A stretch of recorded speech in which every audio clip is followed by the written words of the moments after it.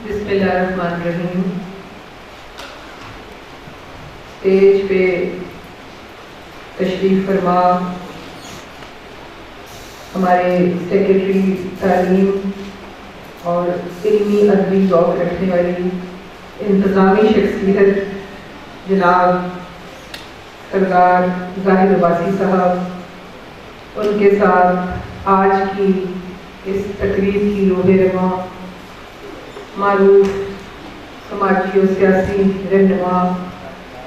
Chairperson Kashmir women alert forum, میرے لیے انتہائی قابل احترام محترمہ سمیہ ساجد صاحبہ، ان کے ساتھ اسٹیج پہ آپ سب کے شناسہ شاعر، ادیب اور آزاد کشمیر کی لٹریری پرسنالٹی سید سلیم گردیزی صاحب، ہال میں تشریف فرما اساتذہ کرام، میری بہنیں، والدین اور جو اسٹوڈنٹس ہیں، سب کو میری طرف سے السلام علیکم. First of all, I would like to congratulate you for organizing such a wonderful event, and I am really pleased to know the standard. جس طریقے سے آج آپ لوگوں نے گفتگو کی ہے یہاں پہ، I am really impressed. اور جو ساری تقریریں ہم نے بڑے تحمل اور پیار اور محبت سے سنی ہے اور اتنی توجہ سے آپ نے بھی سنی ہے. اور ایک چیز ہم نے فیل کی ہے کہ ہمارے بچوں میں ماشاءاللہ اتنا جذبہ ہے کہ یہ تو کشمیر کی تصویر کر دینے کو تیار نہیں ہے. تقریباً سب بچوں نے زیادہ تعداد میں اس شعر کو پڑھا کہ ہم تو کشمیر کی تصویر بھی دینے کو تیار نہیں ہے، اور یہ بات بالکل درست ہے. میرا خیال ہے کہ جیسے یہاں پہ کہا گیا کہ شاید آزاد کشمیر پہ کوئی نظر رکھتا ہے انڈیا، تو میرا خیال ہے ابھی نندن والا واقعہ بھی بھولا نہیں ہوگا کہ جس طرح آپ جیسے نہتے شہریوں نے جس طریقے سے اس کو ڈیل کیا اور چائے پلا کے پھر بھیجا ہماری آرمی نے، اس کے بعد میرا خیال ہے کہ جو ان کی توازے ہوئی اس کے بعد وہ یہاں آنے کی دوبارہ ہمت نہیں کر سکتے. اور میں یہ بتانا چاہتی ہوں کہ جب قوموں کی تاریخ لکھی جاتی ہے تو یقیناً اس میں کوئی 70-100 سال کا عرصہ بڑا نہیں ہوتا، لیکن اس چیز کی ضرورت ہے، یہ جاننے کی ضرورت ہے کہ کیا وجہ ہے کہ ہم اپنا آبجیکٹیو اس طرح سے نہیں حاصل کر سکے، اس طرح کا رسپانس ہمیں انٹرنیشنلی نہیں مل سکا جس کی ہمیں توقع تھی. ایک مثال آپ کو دیتی ہوں کہ اگر ایک 20 لوگ بھی ایک گاڑی اٹھانا چاہیں تو نہیں اٹھا سکتے، لیکن ایک چھوٹا سا جیک گاڑی کو اٹھا لیتا ہے. اس کی وجہ یہ ہوتی ہے کہ وہ زور جو ہے خاص جگہ پہ لگاتے ہیں جس کی وجہ سے آپ گاڑی اٹھانے میں کامیاب ہو جاتے ہیں. ہم سب کو اپنا محاسبہ کرنا چاہیے کہ ہم نے زور میں کمی ڈائریکشن میں کہاں رکھی ہے کہ ابھی تک ہم اس طرح کا آبجیکٹیو جتنی کہ توقع تھی اتنا نہیں حاصل کر سکے. لیکن میں آپ کو یہ بتانا چاہتی ہوں کہ اس سارے سفر میں یہ جو ہمارے خوبصورت دریا ہیں یہ کئی دفعہ لہو سے رنگین ہوئے ہیں. اس قربانی کے سفر میں بہت سے گمنام شہیدوں کے نام ہیں، بہت سے گمنام فوجیوں کے نام ہیں جن کو شاید نشان حیدر تو نہیں ملا، لیکن اپنی ماں کے لیے وہ بھی نشان حیدر کا حقدار تھا. اور کہتے ہیں نا کہ جب ہمیں بھی یاد کر لینا چمن میں جب بہار آئے. تو جن لوگوں نے، گمنام لوگوں نے، ہمارے آرمی کے لوگوں نے، ہمارے مجاہدین نے جو قربانیاں دی ہیں، انشاءاللہ وہ ضرور رنگ لائیں گی اور وہ کبھی رائے گاں نہیں جائے گی. ڈائلاگ کے ذریعے ہم نے بہت کوشش کی اور ہمیشہ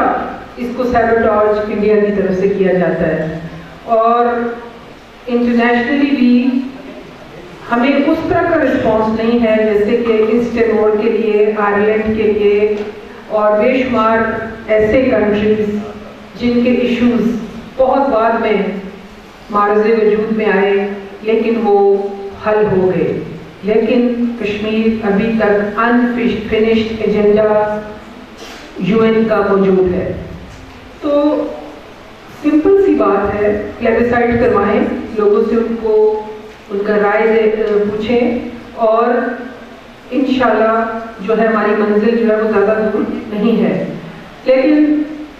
یہ جب بھی کبھی ایسی بات ہوتی ہے تو اس کی نوبت اس لیے نہیں آ سکتی کہ ہمیں ایک ہٹ درم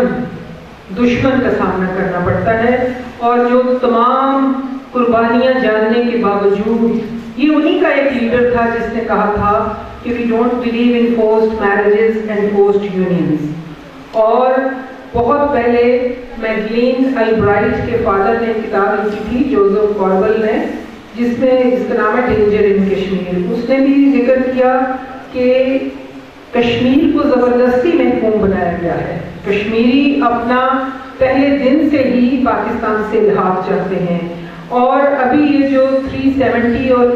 35A کا جو معاملہ ہے وہ یہی ہے کہ جو ہماری عددی اکثریت وہاں پہ موجود تھی at the time of partition, they want to reverse that and they can go to any extreme to get their objective, which is so unfortunate۔ اور ہمیں اس چیز پہ دیکھنا چاہیے،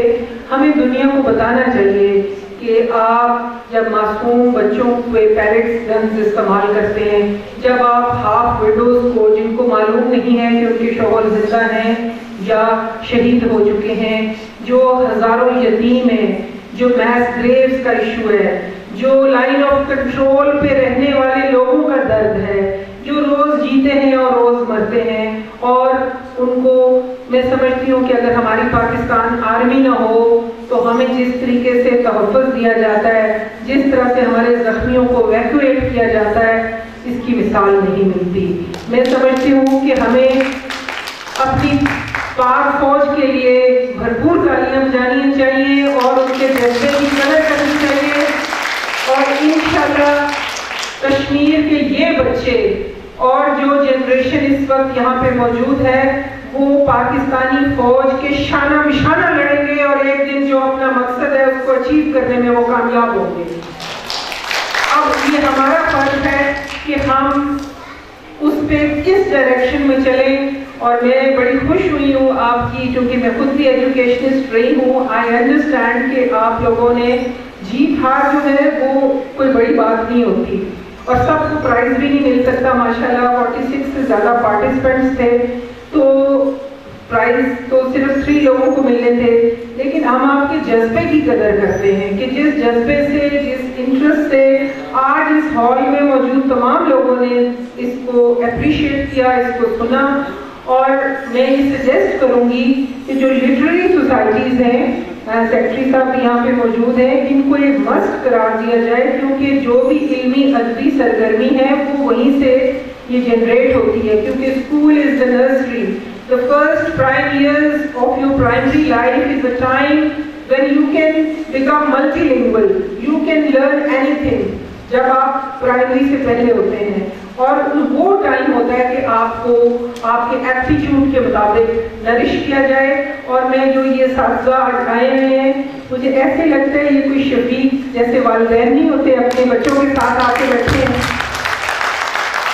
اور اپریشیٹ کر رہے ہیں، ان کے ساتھ بیٹھے ہوئے ان کی حوصلہ افزائی کر رہے ہیں، اور جو بچے آج کامیاب نہیں بھی ہو سکے ان کو بھی میں نے دیکھا ہے، ٹیچر نے پانی دیا، گلے لگایا کیونکہ وہ بھول نہیں تھی۔ تو میں سمجھتی ہوں اسی جذبے کی ضرورت ہے، آئی اپریشیٹ دیٹ۔ اور بھولنا جو ہے یہ کوئی بڑی بات نہیں ہوتی ہے، اسٹیج پہ بڑے بڑے لوگ بھول جاتے ہیں، اور یہ آپ کی جو آج اساتذہ ٹریننگ کر رہے ہیں یہی کل آپ لوگوں کا فیوچر ہے، اور یہی اس چیز کو بہتر بنائیں گے۔ اور مجھے خاص طور پہ خوشی ہوئی، انعام تو مجھے نہیں معلوم کس کو ملے گا، لیکن میں اپریشیٹ کرنا چاہتی ہوں سرکاری اسکول کے لوگوں کو کہ انہوں نے جتنی اپنے بچوں کے ساتھ محنت کی ہے کہ ان کا اسٹینڈرڈ بھی کسی انگلش اسکول سے کم نہیں ہے۔ اور میں سمجھتی ہوں کہ یہ سیکرٹری صاحب کی بھی اور آپ اساتذہ کی بھی ایک ذاتی دلچسپی ہے اسکول کے اسٹینڈرڈ کو بہتر بنانے میں، کیونکہ جتنے ماشاءاللہ ٹرین ٹیچرز آپ کے پاس ہیں اس کا رزلٹ مجھے اچھا لگا ہے. یہاں پہ بعض بچوں نے بہت اچھی اسپیچز کی ہیں اور ان کا تعلق سرکاری اسکول سے. I appreciate that. اور دوسری خوشی جس کا سیکرٹری صاحب نے بھی ذکر کیا اور سارے ساتھیوں نے ذکر کیا کہ دور افتادہ علاقے کٹلی سہری درہ اور جو اتنے ڈیولپ ایریا نہیں ہے وہاں سے جو بچوں نے آ کے پرفارم کیا ہے, میں سمجھتی ہوں کہ آپ کی یہاں پہ آ کے پرفارمنس ہی آپ کا پرائز ہے اور آپ کو اس کی بہت مبارک ہو. آپ نے ماشاءاللہ بہت اچھے طریقے سے یہ کیا ہے کیونکہ آپ یہ کشمیر ایک ایسا موضوع ہے کہ جس پہ میں گھنٹوں بات کر سکتی ہوں اور میں انٹرنیشنلی بھی اس پہ کام کر چکی ہوں. لیکن مجھے آپ کا احساس ہے کہ آپ لوگ صبح سے بیٹھے ہیں اور اتنی اسپیچز آج آپ نے سنی ہے کہ میں چاہ رہی ہوں کہ ہم لوگ اس تقریب کے اختتام کی طرف جائیں. اور میں ایک دفعہ پھر ایڈوانس مبارک دینا چاہتی ہوں جو بچے آج اس پروگرام میں کامیابی حاصل کریں گے. اور خاص طور پہ میں اپنی بہن محترمہ سمیہ ساجد صاحب کو اپریشیٹ کرتی ہوں کہ انہوں نے ایک اچھی ایکٹیویٹی کا آغاز کیا اور اس کے لیے میں سمجھتی ہوں کہ ہمیں کوشش کرنی چاہیے اور انشاءاللہ کشمیر بنے گا پاکستان. پاک فوج زندہ باد. Thank you.